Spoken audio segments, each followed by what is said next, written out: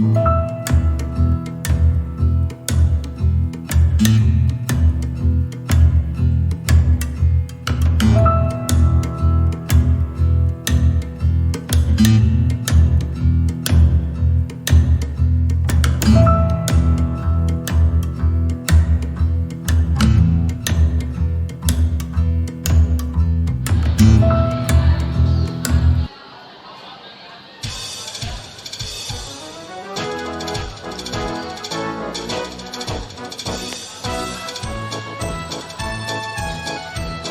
assalamualaikum. Saya Adi Monika, calon guru penggerak angkatan 5 di SMA Negeri 2 Trenggalek. Berikut saya akan membagikan cerita aksi nyata modul 1.3 tentang visi guru penggerak.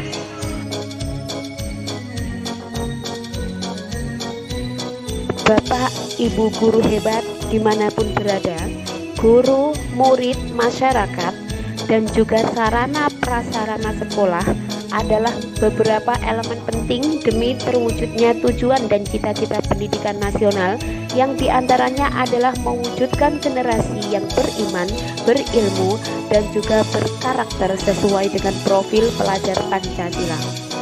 Akan tetapi, tahukah Bapak Ibu, di antara beberapa elemen tersebut, guru adalah salah satu elemen paling penting demi terwujudnya tujuan dan cita-cita pendidikan nasional.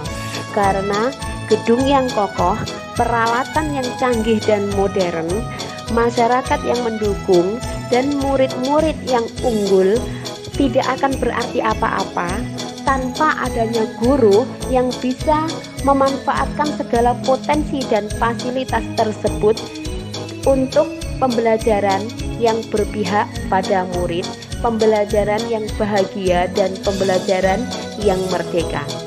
Menurut Ki Hajar Dewantara, pendidikan sejatinya adalah usaha untuk menuntun segala kodrat yang ada pada anak-anak agar mencapai keselamatan dan kebahagiaan yang setinggi-tingginya, baik sebagai anggota masyarakat maupun sebagai anggota manusia. Bapak Ibu guru hebat dimanapun berada, pendidikan yang merdeka tidak sama dengan bebas. Perbedaan bebas dan merdeka terletak pada adanya tujuan yang jelas dan kemandirian dalam memilih cara untuk mencapai tujuan tersebut.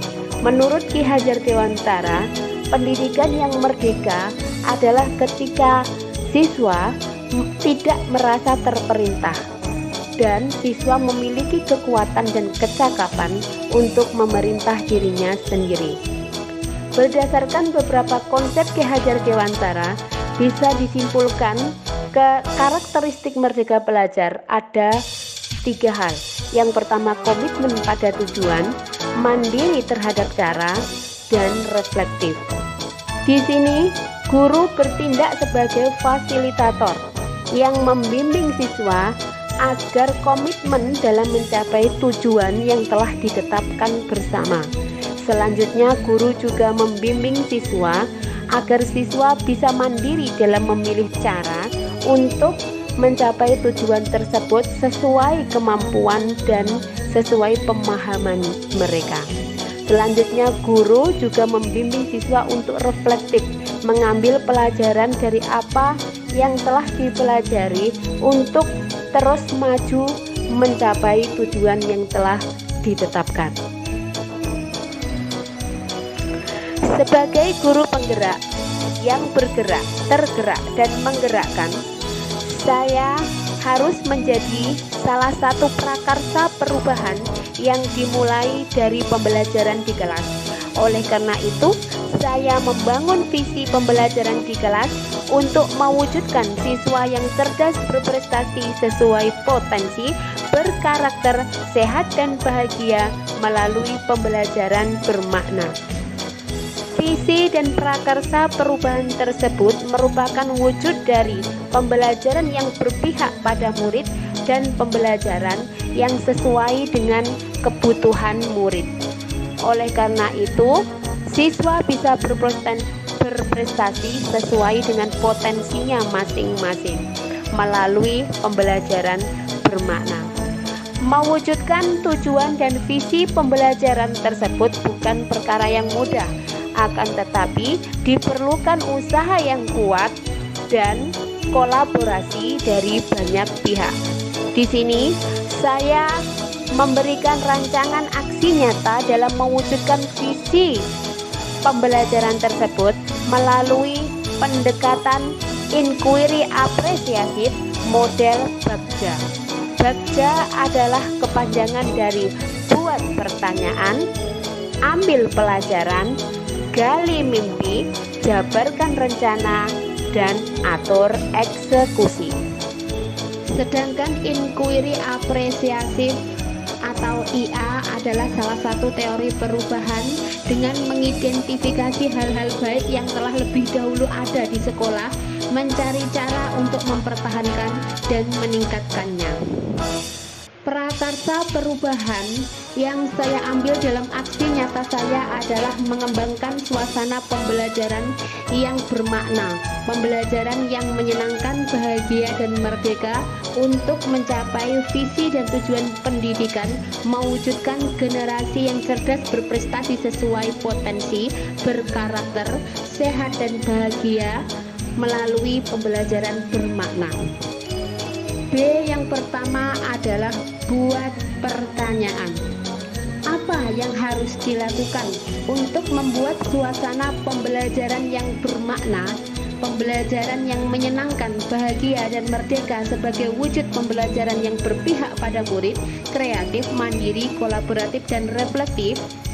Tindakan yang saya ambil adalah yang pertama, mencari informasi literatur tentang cara-cara membuat pembelajaran yang menyenangkan, bahagia, dan bermakna.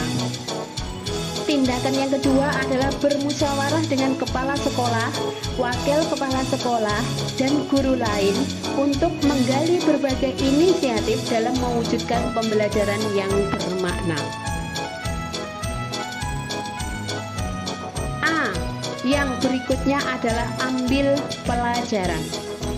Pertanyaan dari ambil pelajaran di sini adalah yang pertama, siapakah guru yang sudah berpengalaman dalam membuat pembelajaran yang bermakna?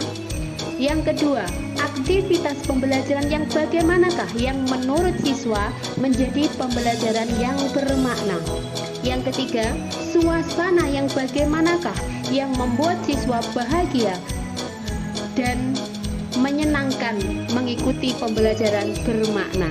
Dan yang keempat, keterampilan atau skill apakah yang sudah saya miliki yang berguna untuk meningkatkan pembelajaran yang bermakna?